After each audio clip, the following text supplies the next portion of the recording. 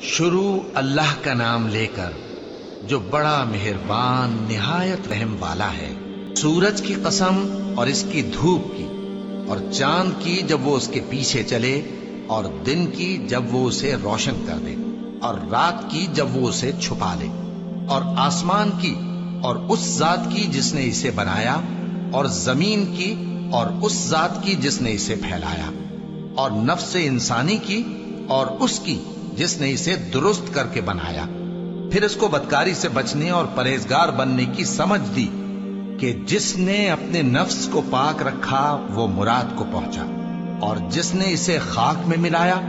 وہ نامراد رہا۔ قوم سمود نے اپنی سرکشی کے سبب پیغمبر کو جھٹلایا۔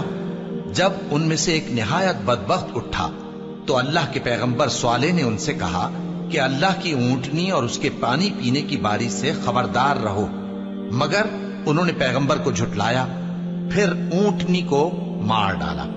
تو ان کے رب نے ان کے گناہ کے سبب ان کو نیست و نابود کر دیا، پھر سب کو برابر کر دیا،